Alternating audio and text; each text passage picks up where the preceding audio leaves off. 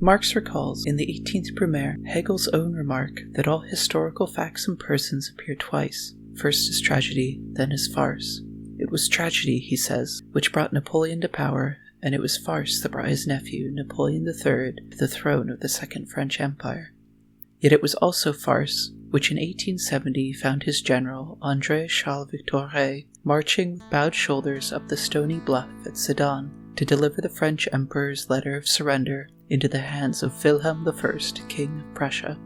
Amidst the cheer of the German soldiers, Bismarck, in many ways the architect of the three wars against Denmark, Austria, and France, which had secured Prussia's place in the political landscape of Europe, toasted a flask of brandy, in English, to the unification of Germany. Farce would topple that empire too. Wilhelm's grandson would dismiss Bismarck, who advocated for a balance of powers in Europe, and soon after lead Germany into the disaster of World War I. In the passing of that French blade into Prussian hands, could any there have foreseen the century of inhumanity swiftly approaching? Boys groping blind in gas-choked trenches, nurses picking helpless at wounds stuffed with shrapnel and soil, children driven starving into deserts, blasts of bombs shaking mothers, sons, and daughters, soldiers setting fire to scriptures, cadres torturing monks, Auschwitz, Nanjing, Guernica, Gaza. It is often said that history is the history of war, but it is truer to say that history is the history of horrors. What hope can there be in the face of our crimes? How can we have faith in a humanity which has done such inhuman things? Only with hope. Hope is irrational and foolish and necessary. Hope is a kind of madness. To people acquainted with a real language, the invention of an artificial language is by no means an impossibility. Nay, such an artificial language might be much more perfect, more regular, more easy to learn than any of the spoken tongues of man. Max Müller, 1863. Welcome to The Madness of Hope, a series in which we explore the history, artistry, and future of international auxiliary languages. Beloved, maligned, and often tossed aside, IALs have been the subject of hot debate for centuries. From Esperanto to Pandunia, Novial to Interlingua, together we are going to survey the craftsmanship of IAL design, understand their triumphs and their many, many failures, and ask ourselves, what would it really take to make a successful international auxiliary language, if, in fact, such a thing can exist? This video owes much to the work of Roberto Garvia in his book Esperanto and Its Rivals, as well as to various other historians and linguists who you can find cited in the bibliography below. 8 years after the end of the Franco-Prussian War and the unification of Germany, a 48-year-old Catholic priest with a penchant for poetry and language, then serving as the pastor of a parish in Litzelstetten, lay to bed one night with a head full of worries about the way of the world, the horrors of its past and premonitions of its future. Far, far to the south, the British were massacring the Zulus, and Louis Napoleon, son of the once Emperor Napoleon III, had been killed in the conflict. Across the ocean, Thomas Edison was inventing the light bulb. Anti-Semitism was rising in Europe, the Japanese Empire in Asia. The first women had just been admitted to Oxford. The world hung, as it always does, upon the knife's edge between glory and ruin. But that night, head abuzz, Johann Martin Schleyer's vision was darkened by a divine vision, a language which appeared to him whole and perfect, a single tongue to bind the disparate communities of humanity. The following morning he hurried to his desk and described its grammar. Vol, meaning world, Pük, meaning speech, together, Volapük, the language of the world. Schleyer had previously developed an international alphabet meant to bridge the various writing systems of the world, yet it received little attention. But Volapük, that caught on. Schleyer published it first in his modest Catholic poetry magazine, of which he was an editor, as well as in a brochure which included the following offer. Anyone who would write back in the new language would become an official member of the Volapük movement. It gained traction in the intellectual world of Europe, many of its early fans being PhDs and other specialists, and within 5 years a Volapük convention was organized in Friedrichshafen, 3 years later in Munich, and finally, in 1889, in Paris. This was helped by the ardent support of a number of translators and advocates, including the Dutch linguist and cryptographer Augusta Kerkhoffs, who published various books on the language, gave public lectures, and helped to spread the movement across national borders. Volapük clubs rose all across Europe. There were gatherings and proficiency exams, yet its following remained predominantly popular amongst German-speaking peoples and Catholics. Volapük failed in this regard, where certain later languages succeeded in garnering a diverse following from among a variety of socio-economic, religious, and linguistic backgrounds. As Roberto Garvia notes in Esperanto and its Rivals, women made up only 10 to 15% of Volapükists, and of its whole following, 1/3 were German, though significant numbers of Dutch, French, and Belgian followers did exist. Garvia summarizes, saying that the average Volapükist was male, Catholic, German-speaking, and upper middle class. This was, to some degree, by design. Schleyer targeted the language at the educated, hoping to fill something of the same niche Latin had served during the Renaissance and Enlightenment. 1888. A year before the centennial anniversary of the French Revolution, Gustave Eiffel busies himself with his half-constructed tower, praying it will be ready for the next year's World Fair. 32 million souls across the world anticipate the day when they can glimpse the Parisian answer to the pharaonic pyramids casting its latticed shadow over the City of Light. Yet at their desks, in their offices, on park benches and train booths, there are others who look forward to the coming year with a glint of a different hope in their eyes. The third Volapük conference is coming, and with it an opportunity for the movement to reconcile its differences, a new dawn for the international language. Yet, the very uncertain political situation brought on by the rise of Germany to the detriment of France, which had made the proposition of an international auxiliary language so appealing, had begun to turn against the language as it set foot on French soil. It was strongly associated with Germany, and thus with the threat it seemed to pose to order in Europe. Yet within Germany, it was associated with Catholicism, a religion often posed in opposition to the stability of the nation. The aforementioned Iron Chancellor, Bismarck, promoted discriminatory policies as part of his Kulturkampf, or culture struggle, against the Catholic Church, which he saw as leeching power from the German government. Paradoxically, Volapük came to be seen as too German for non-Germans, yet simultaneously not German enough for the Germans themselves.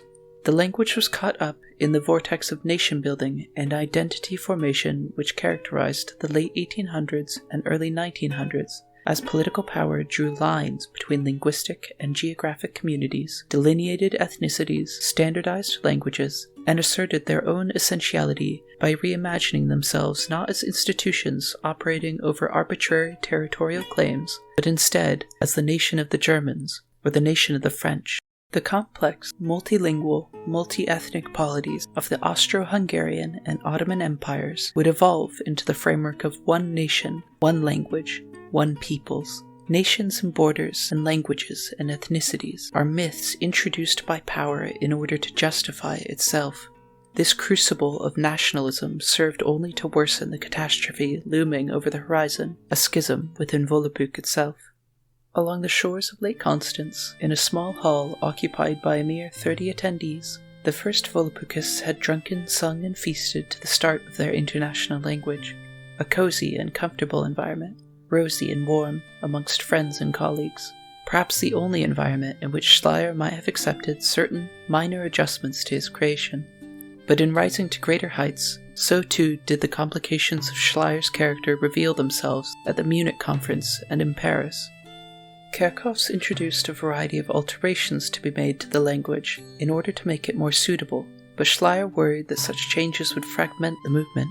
Still, the fundamental flaws of the language were rather severe, prompting certain members to branch off with their own projects, idiom-neutral, mundolingue, and spokil among them, or to turncoat entirely, adopting the language that would in many ways become Volapük's doom, a little tongue made by a humble ophthalmologist from the Russian Empire, Esperanto. In the face of defections and mounting reform efforts, Schleyer only doubled down, insisting on his authority to determine the character of the language. Yet, his position was acknowledged only by a core of supporters, so that Kerckhoffs and others seemed free to pioneer a new vision of the language outside of his control. But the Great Divorce proved fatal for all projects involved. The community was fragmented, and Volapük slid rather quickly into decline. Academies, societies, clubs, they gradually disbanded, scattered, or took up the Esperantist flag. It is hard not to see the failure of Volapük as wrapped up in the stubbornness of Schleyer in the face of reform and his insistence on his particular authority over the language itself. Roberto Garvia cites the Archbishop of Freiburg's description of Schleyer as having, quote, a childishness that made him speak so often and in such self-congratulatory manner about himself, boasting about his work, his titles, and reputation, unquote. Certain parallels might easily be drawn between the failure of Volapük and that of the logical language Loglan, which sought to explore the possibility of a perfectly syntactically unambiguous language. Dr. James Cook Brown created Loglan in 1955, yet when his followers began to introduce changes, he made copyright claims against them, insisting on his own authority over the project, which led to the splitting off of Lojban, ultimately the more popular of the two. Had Schleyer accepted reforms to Volapük, it certainly seemed possible that the language might not have dissolved in the face of the rising Esperantist movement and the nationalist trends of its time. Yet it is equally hard to imagine a man who receives a language from God permitting such changes to his divine creation. Schleyer's hierarchical, top-down, almost papal approach clearly stands opposite to the bottom-up, grassroots flourishing of Esperanto to come. In discussing the failure of Volapük, we must venture into the technical. Why did so many consider it unsuitable as a language of international communication, and why was it constantly fraught with reformists and separatists? This is a pattern we'll see again soon, with the split between Esperanto, Edo, and to a lesser extent Novial. Most movements simply do not survive a major schism. International auxiliary languages have two options: reform together or die. There are likely at least 100,000 speakers of Esperanto, some of them even native, yet who speaks Volapük now? Nearly no one. Part of the reason for this is that, as hinted before, Volapük is simply not well designed. Hopefully God will forgive me this criticism, but he ought to have cautioned Schleyer against using the vowels and consonants of German as the foundation for his international auxiliary language. Foibles, a database of the sound inventories of a few thousand languages spread around the globe, gives the frequency of the vowel U with umlaut, U, as just 6%. That is, if you pick a speaker of a random language, there's around a 6% chance that they will have that vowel sound natively. In other words, they will be able to pronounce it easily. This notably does not include such languages as English, Hindi, Spanish, Arabic, Bengali, Portuguese, Russian, and so on. The most common vowels are those found in Spanish, I, U, A, E, O, which all appear in at least 60% of the world's languages. The next most common after these five are E, O, which appear in roughly 35% of languages and are frequently variants of the higher E, O. I note this to illustrate that the five-vowel system is almost incontrovertibly the only acceptable vowel system for an international auxiliary language, barring those which elect to use the three most common vowels, I, U, A, which appear in at least 86% of languages. To include three vastly less common vowels, U, E, is simply unjustifiable. The same can be said, more or less, for the consonants. Volapük features two nasals, M, N, 6 stops, P, T, K, B, D, G, 2 affricates, C, Ch, 5 fricatives, F, S, Sh, H, V, 3 approximants, W, L, Y, and 1 rhotic, R. While these are the basic consonants of Volapük, many sources give letters for quote-unquote rare sounds, with the inscrutable inclusion of yet more vowels. These other letters include such sounds as the voiced dental fricative the, which appears in as few as 5% of languages, and the nasalized low, back, unrounded vowel on, which is in merely 2%. If we are charitable and ignore these additional letters, we must still contend with three issues in the basic set: the inclusion of the alveolar affricate, ts, which appears in merely 22% of languages, the distinction between the post-alveolar affricate, ch, and the fricative, sh, which is notably not found in Spanish, Arabic, or French, among many others, and the distinction between the labiovelar approximant, w, and the labiodental fricative, v, which is not even found in German, let alone Hindi or Mandarin Chinese, again, among many others. Altogether, it is not the worst phonology that one could imagine for an international auxiliary language, but it does not even remotely approach the minimum level of acceptability. It suffers, as does Esperanto, from a particularly Eurocentric perspective. This is, to some degree, not Schleier's fault. He lived in a time where phonological descriptions of the world's languages were not as easily accessible, and we might even say that he made a noble effort given the circumstances. But what praise we have is tempered if we turn to Volapük's lexicon and grammar. Morphemes are the irreducible units of meaning in a language. For example, in English, the word in cannot be broken down into any constituent parts, while the word blackbird is clearly composed of two, black and bird. While some morphemes can stand as words on their own, as seen in this example, others cannot. For example, happily is composed of happy and the suffix "ly," but we would not typically see "ly" stand on its own in a sentence. These morphemes that cannot stand alone are called bound morphemes, and they include other affixes like ness as in happiness, or ology as in psychology. In English, morphemes don't have a tendency towards any particular length, in terms of their number of syllables. They may be as short as a, or several syllables long like ecclesia. However, other languages tend towards particular morpheme lengths. The Sino-Tibetan languages, which include Tibetan, Cantonese, Mandarin, Burmese, and many others, have a pervasive tendency towards single-syllable morphemes. Proto-Indo-European, from which many of the languages of North India, Iran, the Southern Caucasus, certain parts of the Middle East, and Europe derive, also tended towards monosyllabic morphemes. Like these, Volapük features largely monosyllabic morphemes, at least for its most common words. For example, the word for daughter is daut. The word for son is son.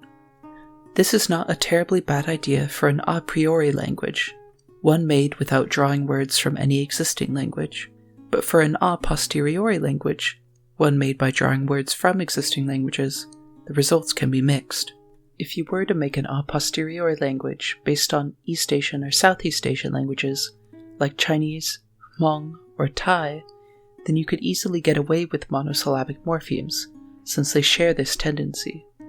But if you're making one which draws from modern European languages, you're going to have a much harder time keeping the loanwords recognizable. For example, Volapük borrows the English word father as fat, but no English speaker would read that and recognize it as such. The same goes for mother, which becomes mot. This is further exacerbated by Volapük's syllable structure, which is relatively restrictive compared to many of the Germanic languages from which it draws its words. This puts the language in a bind. Schleier clearly desired to draw from English, but could not accommodate English's syllable structure or morpheme size, requiring that the language trim down its loanwords to the point that they become unrecognizable. One has to ask, why even loan these words at all? An a posteriori language is usually favored over an a priori one for the purposes of international communication, yet to make such a language easily learnable, one would like to have a very simple syllable structure. If you're borrowing from languages all around the world, this isn't so much of a problem. You can simply search for a word from amongst your sources that fits regardless of its origin. But Volapük is clearly stuck borrowing from Europe, and thus trips over itself, unable to capitalize on any of the possible advantages its individual design choices might provide. Volapük's grammar might be more egregious even than its phonology and lexicon. Based heavily on German, it features a case system, endings that appear on nouns that describe the role they play in the sentence, such as subject, object, possessor, recipient, and so on. Yet, major languages such as English, the Chinese languages, most of the Romance languages, many dialects of Arabic, more or less totally lack case systems, instead relying on word order to indicate the role of nouns. Even German has worn away its own case system, so that Volapük represents a robust example of a system that is not even found in the languages from which it supposedly draws the greatest influence. Only Russian, of its sources, features a similarly stable case system. Similarly, Volapük features a comprehensive verb conjugation system. While English clings to some of its conjugations, it has still seriously reduced their complexity, and some languages, like Mandarin Chinese, totally lack conjugations at all, instead using extra words to indicate the same meaning. Volapük verbs inflect for 8 tenses: present, plain future, future perfect, pluperfect, future in the past perfect, past perfect, and past imperfect. Upwards of 12 subject agreement forms, that is, first person, second person, third person, and so on, but with distinctions such as animate and inanimate added on. 3 voices, active, passive, and causative. 4 moods, conditional, optative, imperative, subjunctive, and 2 infinitive forms and 1 participle form. Such complexity is frankly ridiculous for an IAL. I would go as far as to say that it is unconscionable to include any conjugation in an international auxiliary language at all.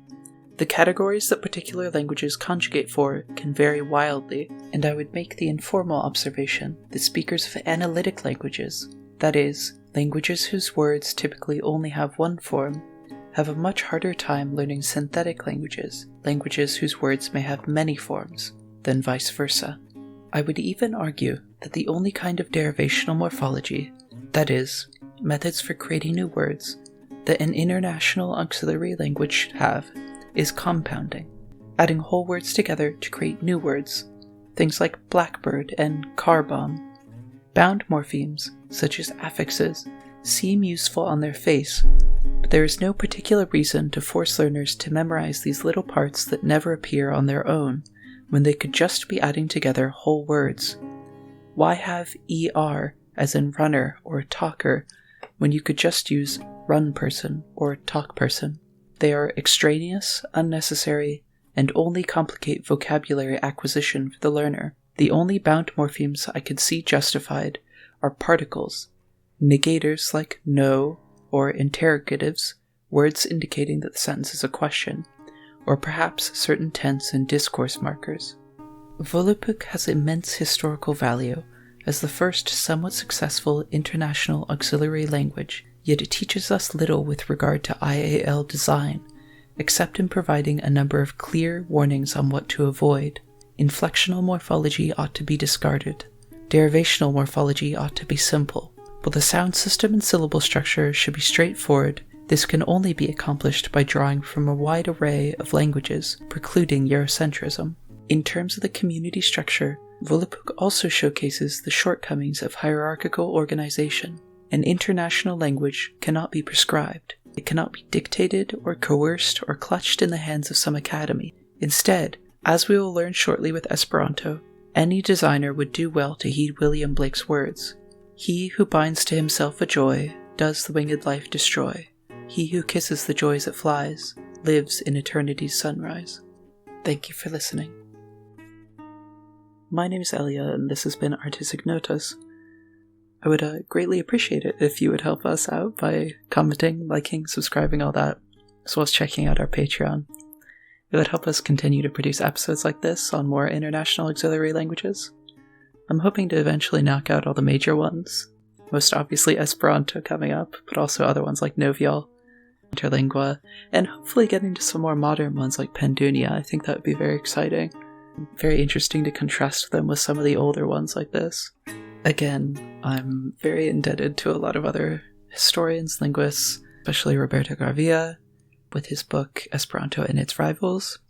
I would encourage you all to check out all the sources that I've linked in the description. You'll find a lot of other articles and such that are really fun to explore and provide a lot of the sort of context for the creation of some of these languages and their eventual doom. I hope you've enjoyed this as much as I've enjoyed making it. I'll see you guys next time. Ciao.